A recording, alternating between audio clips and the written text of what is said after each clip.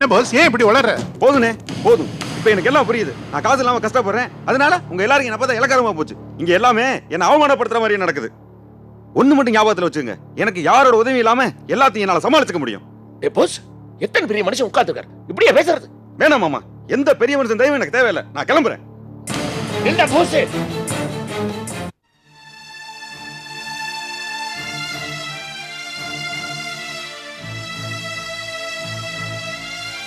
சுந்தரம், தயவு செய்து இந்த மனசுல எடுத்துக்க. அவன் எப்பவுமே இப்படித்தான். அவன் பேசுனதுக்கு நான் மன்னிப்பு கேட்டான். சரி சரி சரி, விட்டு தள்ளு. நம்ம பயதானே. ஆனா ஒண்ணு மட்டும் சொல்றேன், மாணிக்கத்துக்காக யார்கிட்ட வேணாலும் எத்தனை கோடி வேணாலும் நீ உதவி கேட்கலாம். ஆனா இந்த போஸுக்காக யார்கிட்டயும் போய் நிக்காத. இருக்கிற மரியாதையும் கெடுத்துருவான். மாணிக்கம், நீ போய் ரத்னசாமி வர சொல்லு. இன்னைக்கு நிறைஞ்ச அமாவாசை, பேச வேண்டியதை பேசி முடிச்சிருவோம். சீக்கிரமா. சரி.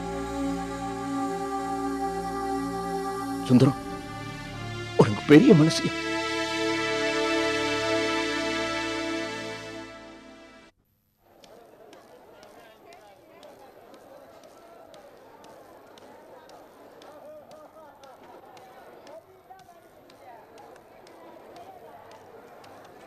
ஏய் தம்பி, அண்ணே இங்க வா. ரத்னசாமி எங்க? வெளில போயிருக்காருண்ணே, கடையில இல்ல. கடையில இல்லங்கிறதான் தெரியுதே, எங்க போயிருக்காரு? எங்கேயோ வெளில போயிருக்காருண்ணே. திருப்பி திருப்பி அதே சொல்ற, எங்க போயிருக்காரு சொல்றா? ஏதோ வேலை விஷயமா வெளில போயிருக்காருண்ணே, எங்கன்னு சொல்லல. நீங்க வேணா கிளம்புங்கண்ணே, நான் வந்தேன்னு சொல்றேன். என்ன இப்ப சுத்தி சுத்தி மார்க்கெட்ல தானே இருப்பாரு. அவர் வரட்டும், பார்த்துட்டே போயிடுறேன். அண்ணே, உங்களுக்கு நிறைய வேலை இருக்கும், நீங்க கிளம்புங்கண்ணே. முதல்ல இருந்தா உங்களை பார்க்க சொல்றேன். பரவாயில்ல தம்பி, இன்னைக்கு எனக்கு முக்கியமான வேலையை ரத்னசாமியை பார்க்கறது தான். வெளில போய் அவரை தேடுறதை விட இங்க வெயிட் பண்ணி பார்க்கறது தானே நல்லது. சரி, டீக்கு ஏதாவது ஏற்பாடு பண்ண? சரிங்க அண்ணே. அண்ணே, ஒன்று சொன்னா தப்பா நினச்சிக்க மாட்டீங்களே? அதெல்லாம் ஒன்றும் எடுத்துக்க மாட்டேன், சொல்லு. அண்ணா, இது ஒரு ராசி இல்லாத கடன் சொல்லி தான் முதலாளியே விற்கிறாரு. இதை போய் நீங்க வாங்குறீங்களே, வேற கடையா இல்ல? என்ன திடீர்னு ஏன் மேல அக்கறை? அண்ணே, நீங்க நல்ல மனுஷன், நல்லா பழகுறீங்க. யோகம் இல்லாத கடை உங்களுக்கு எதுக்கு? தம்பி, தொழில்ல இந்த ராசி யோகம் இதெல்லாம் கிடையவே கிடையாது. தொழிலுக்கு தேவை அக்கறை, உழைப்பு. இது ரெண்டும் என்கிட்ட இருக்கு. சீக்கிரம் முன்னுக்கு வந்துடுவேங்கிற நம்பிக்கை இருக்கு. அப்புறம் இந்த ராசி கீசிக்கெல்லாம் என்கிட்ட வேலையே இல்லை. நீ ஒன்றும் அதை பற்றி கவலைப்படாத. வாட்சி தமரா சாப்பிடலாம். சாப்பிடலாங்கிறியா? மாப்பிள்ளை வந்துட்டா சேர்ந்து சாப்பிடலான்னு பார்த்தேன். ஓ மாப்பிள்ள மாணிக்கம் இருக்கானே, அவனைத்தான் நல்லா கவனிச்சுட்டு வரேன்ல. ஒரு வேலைன்னு வந்தா அந்த வேலையில தான் குறி. அப்படியா? முடியிற வரைக்கும் சோறு தண்ணி எதுலையுமே கவனம் கிடையாது. வேலை வேலை வேலை தான். கேட்கவே சந்தோஷமா இருப்பேன். நீ வேணா பாரு, அந்த ரத்னசாமியை கூட்டு வந்து வேலையை முடிச்சாதான் அவனுக்கு நிம்மதி. வா சாப்பிடலாம். சண்முகம், சாப்பாடு எடுத்து வை.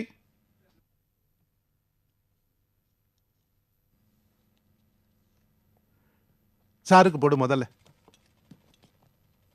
கொஞ்சமா. போதும் போதும்.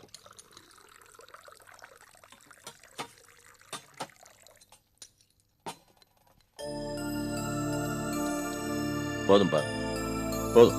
இந்த காலத்து வயசு பசங்களை பார்த்துட்டு தானே இருக்கேன். சாப்பிட வேண்டியது, தண்ணி அடிக்க வேண்டியது, ஊரை சுத்த வேண்டியது, இப்படி தானே பொழுது போக்கிட்டு இருக்காங்க. எல்லாம் சோம்பேறி பசங்களாயிட்டாங்க.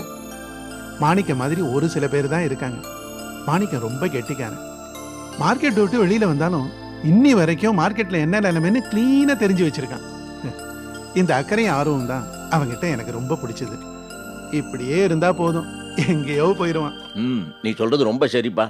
சிறு வயசுல பசங்க எடுத்துக்கிட்ட தொழில ஆர்வம் காட்டினா எங்கேயோ போயிடலாம். அதுக்கு நீயே நல்ல உதாரணம். பாவன் சிறு வயசுல எத்தனை கஷ்டப்பட்ட. ஏதோ நீ பண்ண புண்ணியம்.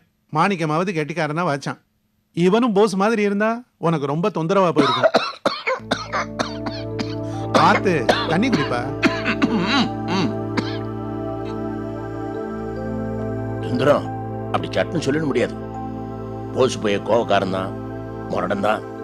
ஆனா தங்கமான பையப்பா, ரொம்ப பாசமான பையன். பரவாயில்லையே, என்னதான் இருந்தாலும் பெரிய மாப்பிள்ளையே விட்டு கொடுக்க மாட்டேங்கிறியே. அப்படி இல்லப்பா, நான் உன்ன மாதிரி பெரிய முதலாளி இல்லப்பா. சாதாரண அப்புறாணி அப்ப. 4 பேர் 4 விதமா தான் இருப்பாங்க. கண்ணை கட்டிக்கிட்டு தானே போகணும். அதுவும் மருமகங்க விஷயத்துல ரொம்ப அனுசரிப்பு வேணும். இது வேறையா? பின்ன இப்ப மாணிக்கமே பொறுப்பு இல்லாம இருக்காருன்னு வச்சுக்க, விட்டுற முடியுமா? அனுசரிச்சுட்டு தானே போகணும்.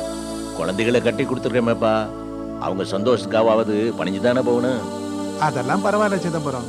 சொந்தங்க, இந்த மாதிரி பிரச்சனைங்க, அதை சமாளிக்கிறது, அப்புறம் அதை விட்டு கொடுக்கறது, இதெல்லாம் தான் வாழ்க்கையில சுவாரஸ்யமே. வெறும் காசு பணம் மாத்திரம் இருந்தா பெரிய சந்தோஷமா வந்துட போகுது. இது எல்லா பணக்காரங்களுமே பேசுற வச்சுதான்ப்பா. அப்படி இல்லை சிதம்பரம். என்ன பாரு, காசு இருக்கு, பணம் இருக்கு, என்ன பிரயோஜனம்?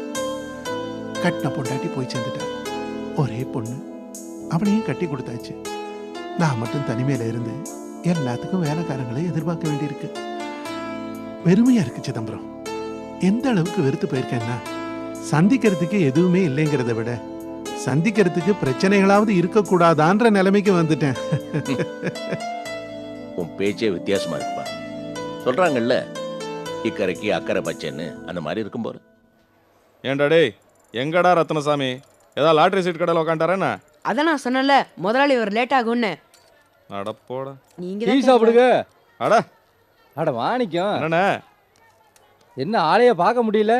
இப்போதான் அந்த பழைய கடை விட்டாச்சுல்ல. அப்படியா? நீங்கள் அந்த பழைய கடையை விட்டு வந்ததுலேருந்து அந்த கடையே களையிழந்து போச்சுப்பா. ஆ, டீ சாப்பிடுங்க. கொடுங்க கொடுங்க, ரொம்ப நாளாச்சு. அப்புறம் என்ன, நல்லா இருக்கீங்களா? ஆ, நல்லா இருக்கு தம்பி. வழக்கம் போல் அதே இனிப்பு. ஏண்ணே இவ்வளோ சக்கரை போடுறீங்களா? கட்டுப்படி ஆகுதா? தம்பி, நம்ம டீயோட ஸ்பெஷலே இந்த இனிப்பு தான். அப்புறம் ஏன் டீன்னு விற்கிறீங்க? பாயசம் விற்க வேண்டியதானே? அப்புறம் தம்பி, எப்படி இருக்கீங்க? உங்களை பார்க்க முடியலங்கிறது மனசில் பெரிய குறையாவே இருக்குது தம்பி. இனிமேல் அடிக்கடி பார்த்துக்கலாண்ணே. இந்த கடையை கரையம் பண்ணலான்னு இருக்கேன். இதுதான் இனிமேல் நம்ம இடம். என்ன தம்பி சொல்கிறீங்க? இந்த கடையை நம்ம தலைவர் மகன் ரமேஷெல்லாம் வாங்குறத கேள்விப்பட்டேன். என்னது? அப்படி உங்களுக்கு யார் சொன்னது? இப்போ தான் தலைவர் மகன் ரமேஷையும் ரத்னசாமியும் ஒன்றா போகிறத பார்த்துட்டு வர்றேன்.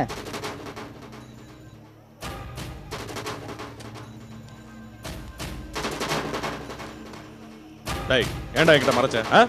முதலாளி தான் சொல்லக்கூடாதுன்னாரு.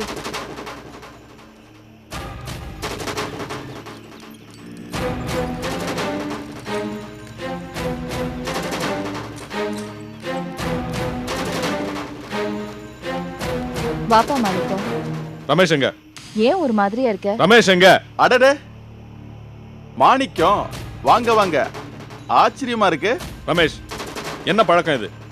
நான் பேசி அட்வான்ஸ் கொடுத்த கடையை நடுவுல போந்து கெடுக்க பாக்குறியா? என்ன நியாயம் இது?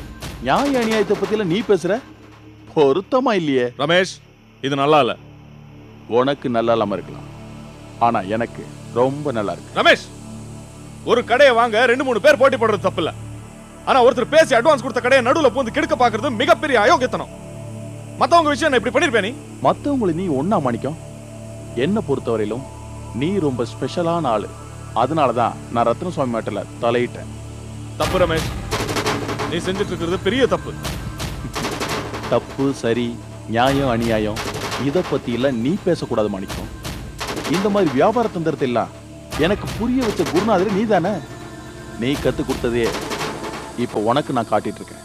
ஆமா, உனக்குன்னு வரும்போது மட்டும் ஏன் இப்படி பதற? ரமேஷ், தயவு பண்ணி என்ன எகத்தாளமா பேசாத. உன்ன மாதிரி பணக்காரனுக்கு பிறந்த பையன் இல்ல நான்.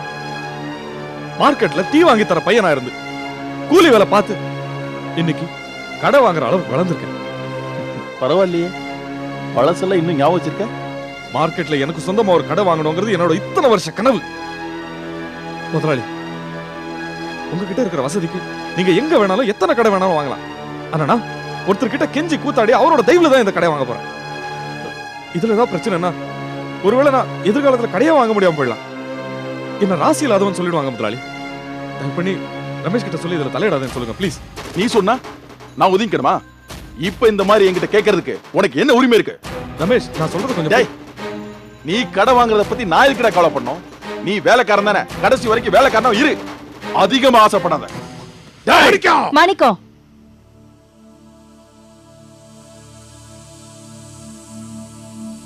முதலாளி நிறுத்துறா.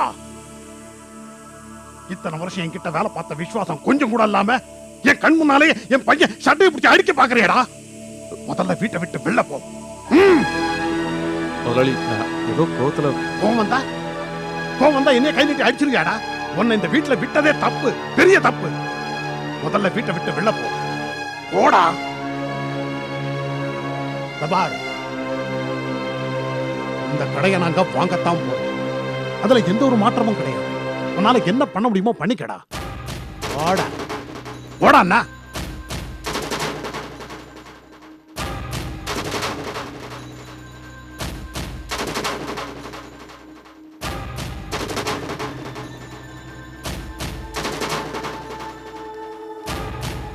ரத்னசாமி, அரசியல்வாதிங்க கட்சி மாறுற மாதிரி சட்டு சட்டு பேச்ச மாத்திரியே, என்ன நியாயம் இது?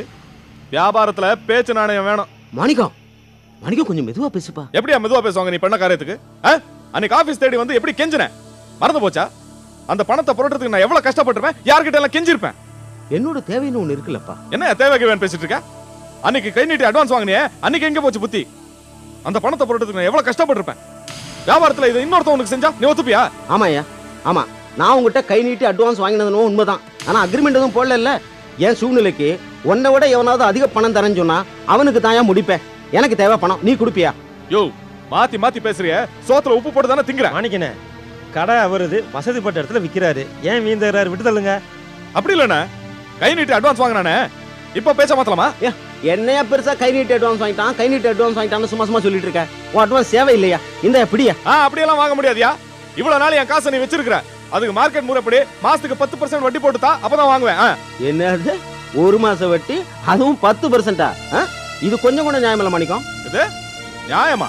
நீ செய்யறது நியாயம், நான் எதுவும் நியாயம் தான். ரத்னசாமி அண்ணே, நீங்க பேச்சு மாறினதே சரியில்லை. அப்படி இருக்கும்போது அவர்கிட்ட வாங்கின பணத்தை நீங்க வட்டியோட திருப்பி கொடுக்கறதான முறை. எதுக்கு வீணா பிரச்சனையை வளர்த்துட்டு இருக்கீங்க?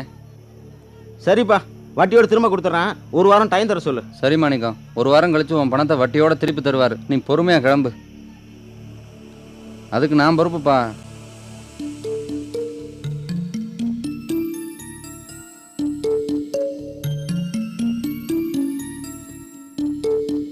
என்னப்பா அந்த ஆள் இப்படி மாறிட்டான்? மார்க்கெட்ல நாணயமே எல்லாம் போயிடுச்சு. என்ன மாணிக்கம், இந்த ரமேஷ் உனக்கு தெரியாம உன்னை ஓவர் டேக் பண்ணி இந்த ரத்தினசாமியை வர சொல்லியிருக்கான். இது எப்படி உனக்கு தெரியாம போச்சு? இப்பதான் சிதம்பரத்துக்கிட்ட மார்க்கெட்ல நடக்கிற நிலவரம் பூரா உனக்கு கிளீனா தெரியும்னு பெருமையா பேசினேன். அதுக்கு நேர்மாறா போச்சே. ஐயா, நான் கவனமா தான் இருந்தேன். அந்த ரத்னசாமி தான் போன மாதிரி. அதெல்லாம் சரி, நம்ம கிட்ட கை நீட்டி அட்வான்ஸ் வாங்கியிருக்கானே, அதுக்கு என்ன சொல்றான்? அவன் அட்வான்ஸ் திருப்பி கொடுக்குறான்னா, நான் தான் வேண்டான்னு. ஒரு மாசத்துக்கு 10% வட்டி மாதிரி கணக்கு போட்டு கொடுக்கணும்னு சொல்லி பிரச்சனை பண்ணேன். அவன் தரேன்னு ஒத்துக்கிட்டான். இன்னும் 2 நாள் நம்ம பணம் வட்டியோட வந்து சேரும். பரவாயில்லையே, இவ்வளவு டென்ஷன்லயும் ஆத்திரத்திலையும் ஒரு பிசினஸ் மேனுக்கே உண்டான புத்திசாலித்தனத்தோட நடந்துகிட்டு இருக்கியே, அதுக்கு என்னோட பாராட்டுக்கள். இருந்தாலும் சுந்தரம், இந்த கடை கைவிட்டு போனது வருத்தமா தானே இருக்கு. விடு சிதம்பரம், இந்த கடையை விட்டா வேற கடையே கிடையாதா? மார்க்கெட்ல நல்ல கடை வரும், அப்ப பாத்துக்கலாம். நீ சொன்னா சரிப்பா. அப்போ நாங்க கிளம்பலாமா? போயிட்டு வாப்பா. உன் உதவிக்கு ரொம்ப நன்றிப்பா. வாங்க மாப்பிள்ள.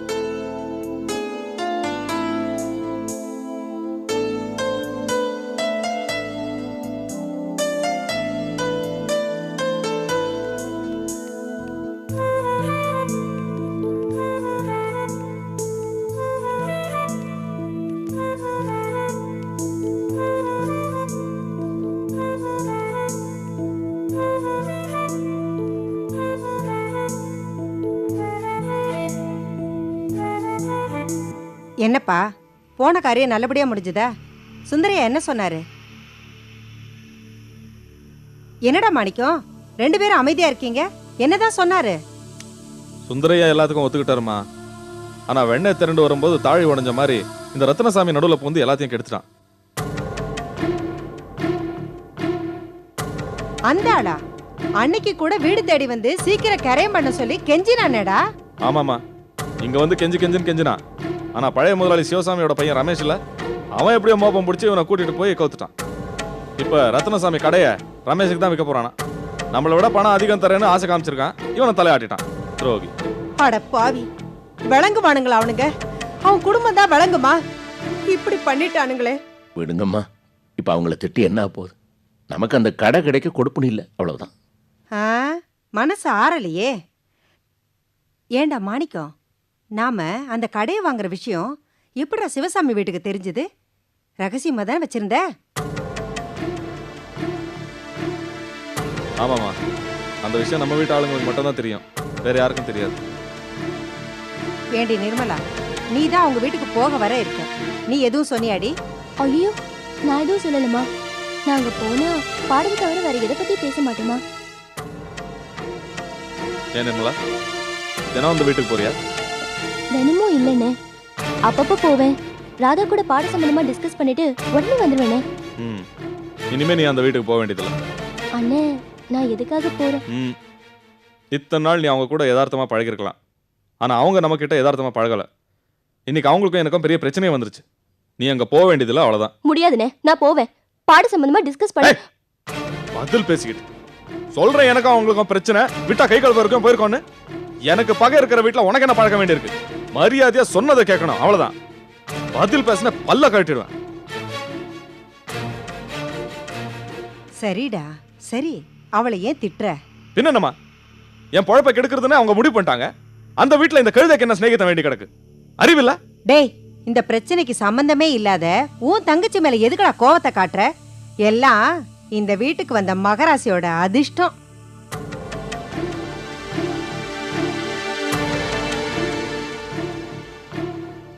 அதான்டா உன்னை போட்டு இந்த பாடு படுத்துது. என்னமா சொல்றீங்க? எல்லாம் உன் பொண்டாட்டியோட ராசி தான். அவளை கல்யாணம் பண்ணி மருமகளா இந்த வீட்டுக்கு கூட்டிட்டு வந்தோம். இத்தனை வருஷமா நீ பாத்துக்கிட்டு இருந்த வேலை உன்னை விட்டு போயிடுச்சு. இப்போ உண்டா இருக்கான்னு அவ செய்தி சொன்ன உடனே கூடி வந்த கடையும் கைய விட்டு போயிடுச்சு. எல்லாம் அந்த புள்ள உண்டான நேரம் தான்டா.